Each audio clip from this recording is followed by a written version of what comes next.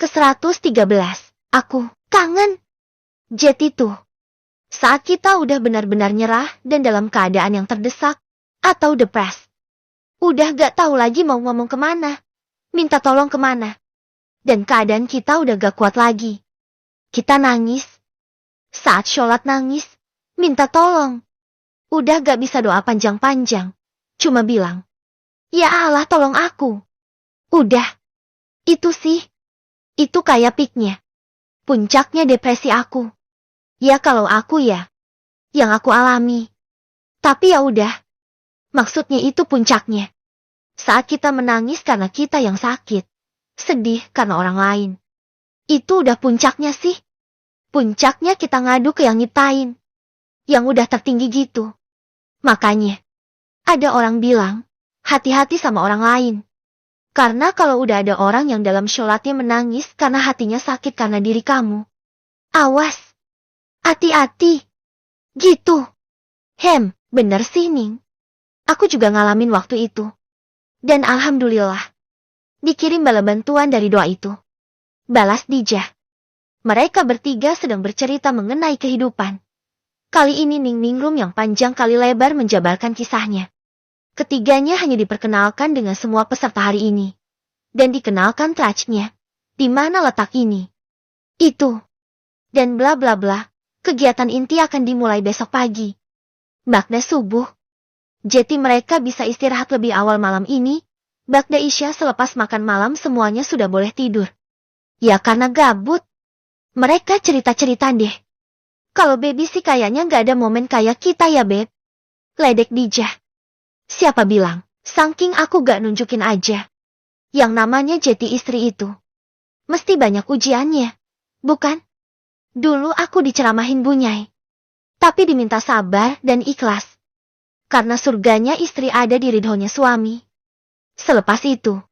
Beres semua urusan. Tapi ya susah. Katanya, mana ada surga yang gratisan. Mesti susah dan butuh kerja keras. Ya gak sih Ning? Ning Ningrum hanya mengangguk. Secara keseluruhan mereka belum ada aktivitas berat hari ini. Beda cerita dengan besok. Jadi mereka diminta istirahat. Ning Ningrum tahu betul kalau temannya itu harus dituruti kalau sudah bilang begitu. Dia tak pernah main-main urusan acara organisasi. Si Sandra ini bertindak sebagai wakil ketua pelaksana. Adapun ketuanya adalah Marinah. 2 tahun di atas Ning Ningrum. 2 orang itu kalau sudah bikin acara jamin sukses. Karena memang orangnya ulet. Nah karena ketenaran mereka itu. Ning Ningrum juga sudah paham. Kalau mereka bilang besok akan padat acaranya. Berarti besok padat beneran. Jangan main-main sama 2 orang ini. Udah ah. Kok ngantuk sih cerita terus? Keluhnya dan memutuskan untuk memejamkan mata. Posisinya, baby di sisi paling pojok. Ning Ningrum ada di tengah dan Dijah di sisi luar dekat pintu tenda.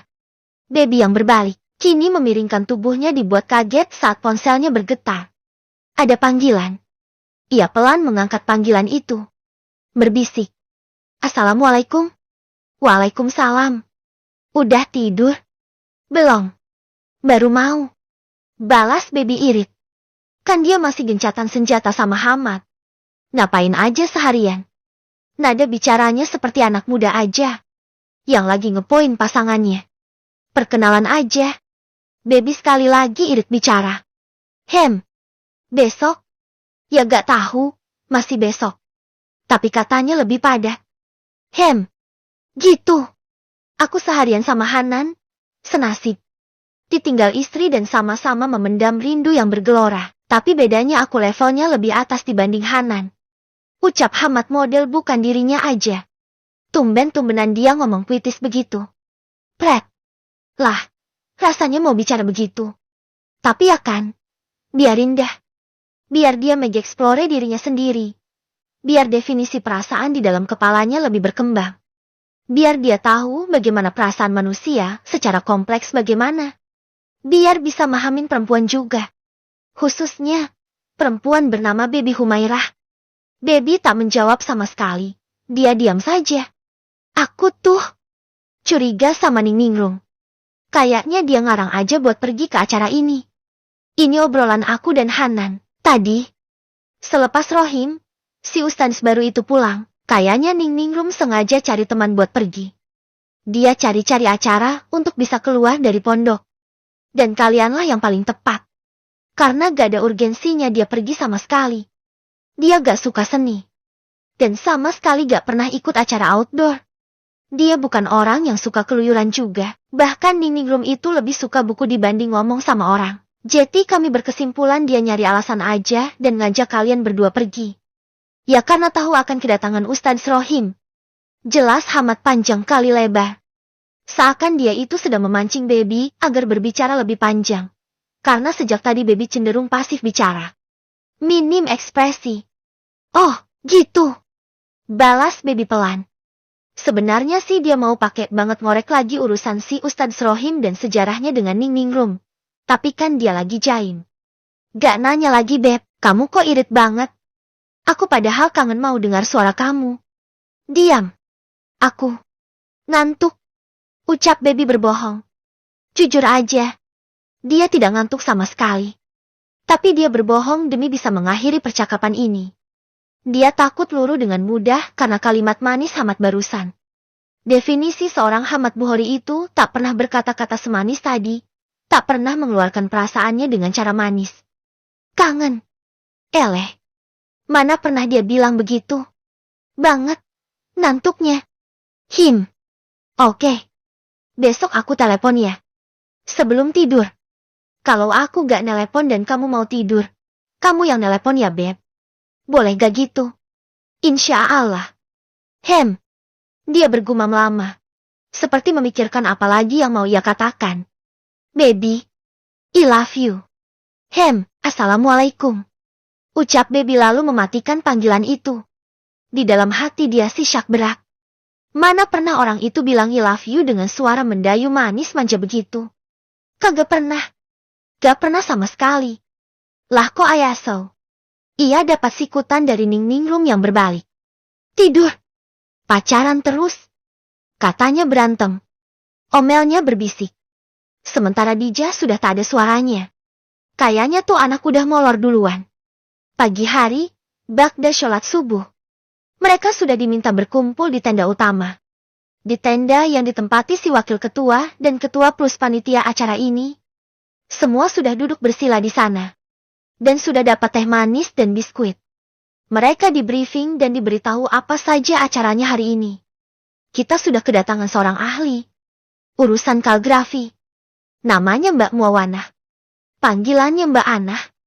Mbak Anah ini sudah bolak-balik jual karyanya ke luar negeri. Dan ini yang akan memberikan materinya hari ini. Topik hari ini adalah kaligrafi ya. Kalian nanti akan dikasih perlengkapan sendiri-sendiri. Kegiatan akan start setelah sarapan nanti jam 7. Itu penjelasan dari Sandra dan mereka mengangguk paham. Agenda olahraga berupa jalan sehat di sekeliling area camp. Dan mereka menikmati betul momen ini, ya hitung-hitung tafakur alam. Cuma udaranya aja yang sedikit ekstrim. Dingin po. Baru setengah hari mereka training, perhatian Mbak Anah terfokus pada Baby. Menurutnya Baby ini cepat tangkap dan kreatif dalam membuat ulang proyek yang diminta. Dan di akhir hari itu, ada sebuah kalimat yang membuat hari Baby berbunga. Saya banyak bertemu dengan orang yang berbakat. Banyak juga bertemu dengan orang yang punya karya luar biasa. Tapi ini pertama kali saya ketemu. Ada orang yang punya kreativitas unik. Bisa buat recreate dengan persis. Seperti yang diminta. Bahkan lebih bagus dari punya saya. Plus waktu diminta bikin variasi, saya dibuatnya takjub juga. Rasanya, ingin saya kantongin anak nih satu. Baby, kamu bisa masuk ke dalam kantong saya nggak sih? Hahaha. Ucap Mbak Anah yang terus-menerus memuji Baby sampai telinganya merah. Jangan gitu Mbak. Saya jadi besar kepala nanti. Bisik Baby. Dia malu luar biasa karena dipuji di depan banyak orang. Saya jujur.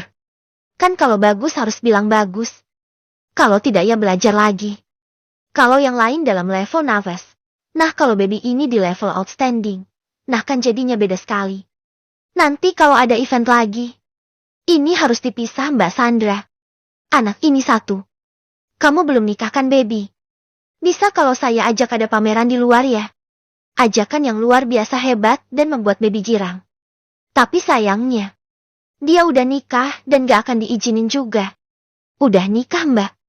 Ini dua orang ini kalau saya gak keluarin muslihat, gak akan diperbolehkan sama suaminya untuk keluar. Balas Ning Ningrum terdengar sarkas. Ah, yang benar. Masa baby sama Dija udah nikah sih? Balas Mbak Anah lagi. Baby ini istrinya Ustaz Hamad, Mbak. Kalau kenal. Yang waktu itu jadi ketua pelaksana event nasional. Ah, ingat. Ingat. Yang mukanya kayak artis Turki dan dinginnya kayak kontainer daging. Ada chillernya segede gaban. Hehe. Bercanda ya, baby. Tapi suami kamu itu emang begitu kan? Semua orang tertawa dan baby ikutan terkekeh. Benar sekali itu ucapan itu. Saya kaget. Ternyata orang begitu bisa jatuh cinta juga. Hebat. Nah, kalau Dija, siapa suaminya? Apa saya kenal juga? Tanya Mbak Anah. Dan kini Ning Ningrum mengangkat tangannya. Orang biasa, Mbak, gak akan kenal. Nah, itu lebih aman. Jeti, kalau saya ajak keluar negeri, gak akan boleh ya, Beb? Kayaknya sih. Balas baby pelan. Hampir setiap hari rutinitas mereka sama. Dari subuh sampai hampir maghrib aktivitas mereka penuh dan hampir sama. Bedanya tema dan pengisi acaranya aja yang berganti. Malam harinya selepas Isya mereka makan malam, lalu berkumpul bersama melakukan seperti kesimpulan apa saja yang mereka pelajari dan evaluasi kegiatan. Ramah tamah, seperti berkumpul di sekeliling api unggun dan tidur. Mereka kembali ke tenda sekitar jam 9 malam. Dan sama, seperti malam sebelumnya. Hamad menelepon. Jeti jadwalnya adalah gusanan pagi hari menelepon, dengan video call. Dan itu sudah ada Hamad juga di belakangnya. Dan malam harinya Hamad menelepon biasa, sebelum tidur. Di setiap malam itu juga Hamad selalu akan mengakhiri panggilan dengan ucapan kangen, sayang dan I love you.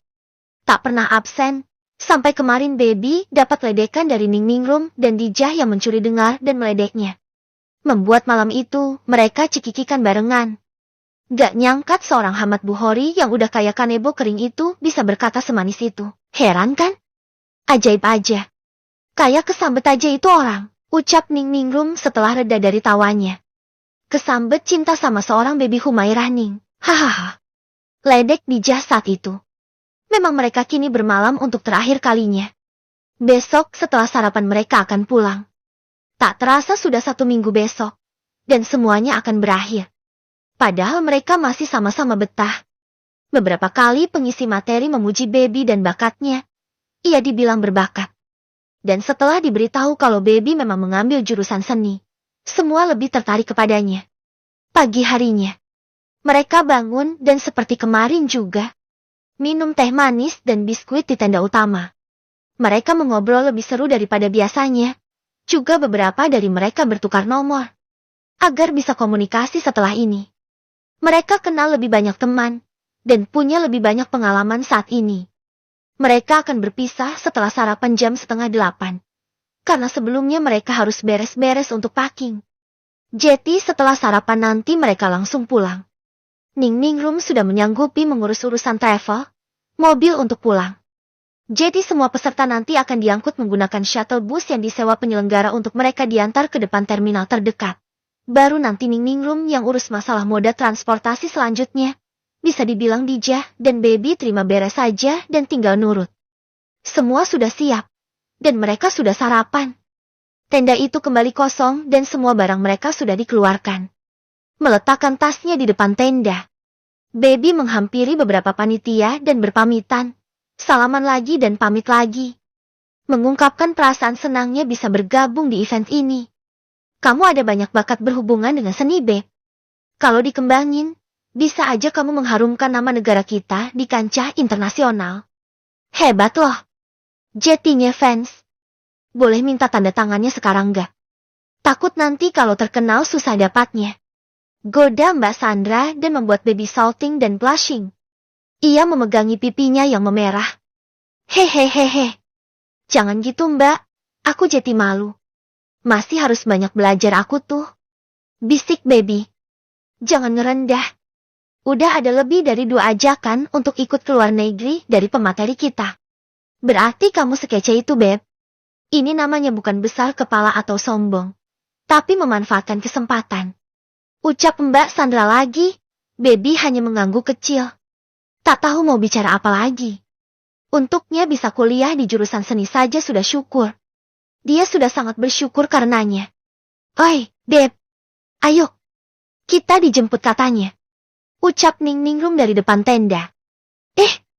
Masa? Ya sudah. Mbak Sandra. Mbak-mbak lain. Saya permisi. Assalamualaikum. Ucap Baby dan berbalik badan. Berjalan menuju Ning Ningrum. Ia membawa tasnya sendiri.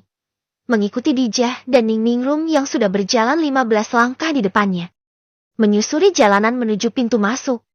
Ya, lumayanlah. Olahraga lagi. Kata siapa Ning kita dijemput? Hanan. Katanya dia jemput. Nih. Karena kekasih hatinya ada sama kita. Kalau enggak. Deh. Mana mau dia? Ledek Ning Ningrum. Dijah hanya terkekeh malu. Aku aja dulu gak dijemput kok. Kemana-mana sendiri. Dia mau antar jemput aku karena disuruh Buya aja tuh. Jangan gitulah Ning. Kan saya malu. Eleh. Malu tapi mau. Mereka sudah hampir sampai. Dan benar saja. Di depan gapura sudah ada mobil warna hitam. Ini mobil yang berbeda. Bukan mobil yang biasanya dipakai Gus Hanan. Ini bukan mobilnya. Apa Gus Hanan sudah ganti mobil ya? Jenis mobil ini adalah mobil van yang lumayan baru. Bisa dibilang mewah malah. Mahal. Jeti sudah pasti bukan punya Gus Hanan. Berhubung Ning Ningrum dan Dijah memelankan langkahnya. Karena keduanya sepertinya juga tak yakin itu mobil yang akan menjemput mereka. Baby bisa mengejar langkah 2 temannya itu. Bukan ini kan? Gak mungkin ini mobil Gus Hanan, ya kan? Ning Ningrum mengangguk. Bukan sih kayaknya. Tapi, terus di mana sih Hanan? Dia tadi bilang udah nunggu di gapura. Dan mobil itu doang yang ada di gapura. Ning Ningrum juga tak yakin sepertinya. Mereka tiba di dekat mobil itu. Dan semua orang di dalam mobil itu keluar. Benar itu jemputan mereka. Karena Gus Hanan yang keluar pertama kali, lalu disusul Hamad. Dan yang terakhir yang mereka tak kenal. Mungkin hanya Ning Ningrum yang mengenali pria yang terakhir. Pria muda. Dengan wajah putih dan auranya bercahaya. Berkacamata dan berkopiah putih seperti yang lain. Pakaiannya yang paling bagus. Kayaknya dari brand mahal. Itulah Ustadz Rohim Abdullah. Si pria perjaka 28 tahun dan berasal dari keluarga kaya raya dengan prestasi berderet. Lompat kelas berulang kali. Satu saja kelemahannya. Naksir dengan perempuan yang kala itu mau menikah dengan orang lain. Dan tak bisa melupakan perempuan itu. Ning Ningrum. Ning Ningrum menunduk begitu melihat sosok yang terakhir turun. Gus Hanan yang mendekati mereka pertama kali, langsung mengambil barang yang dibawa oleh Dijah. Lalu Dijah mencium tangannya plus melempar senyum lebut. Hamad juga mendekati Baby dan mengambil barangnya. Menyodorkan tangannya dalam diam, Baby melakukan hal yang sama. Mencium tangannya walau tanpa senyuman lebar seperti Dijah. Ning Ningrum saja yang tak disamperin. Ia meletakkan barangnya sendiri ke bagasi dan berjalan memutar dari pria itu. Biar gak hadap-hadapan dengannya. Masih ia menundukkan pandangan. Selesai meletakkan tas, Ning Ningrum duduk di kursi paling belakang. Menggerutu. Jemputan dengan formasi paling gak ngenakin. Baby yang masih diam. Ikutan masuk ke dalam mobil dan duduk di samping Ning Ningrum karena Hamad sedang meletakkan tas milik Baby di belakang. Turun dulu semua. Atur posisi. Kayak gini. Ayo turun dulu semua. Perintah Gus Hanan. Ia meminta semua orang turun. Dan mengatur tempat duduknya. Jangan macem-macem ya Nan. Bisik Ning Ningrum memberi peringatan, tapi tak digubris oleh Gus Hanan. Baby. Sama Hamad. Di bagian belakang. Masuk. Perintahnya. Baby mencebik kesal waktu mendengar perintah itu. Kok maksa bener? Mesti di belakang sama Hamad coba. Baby terpaksa masuk karena pundaknya sudah dielus oleh Hamad dan sedikit didorong untuk segera bergerak. Ustadz. Antum mau nyetir sendiri apa mesti ditemanin sama Ana? Tawar Gus Hanan. Gak apa sendirian Ustadz, sudah biasa. Ucapnya pelan. Ya Allah. Pengertian banget orang ini. Ucap Gus Hanan terkekeh, ia meminta Dijah masuk terlebih dahulu, baru Gus Hanan dan terakhir Ning Ningrum. Untungnya dia tadi paksa duduk di depan. Karena kalau ia sampai dipaksa duduk di samping Ustadz Rohim, Ning Ningrum sudah aba-aba mau mencubit perut Hanan sampai dia menghaduh dan nangis. Perjalanan lancar dan dalam 2 jam mereka sampai rumah. Sempat Gus Hanan menawarkan Ustadz Rohim untuk mampir dulu di rumahnya. Tapi ditolak. Saya langsung ke pondok aja Gus. Biar bisa istirahat semuanya. Ucap Ustadz Rohim dengan sopan. Lalu sosoknya pergi lebih dahulu ke arah pintu masuk pondok. Ya ampun. Kapan aku punya kakak ipar? Tapi dia muda. Apa adik ipar ya jatuhnya? Kakak iparku lebih muda daripada aku. Weli. Mantul kan? Ledek Gus Hanan menyenggol bahu Ning Ningrum. Tahu ah. Omel Ning Ningrum dan ikutan budal jalan. Ia sudah tahu.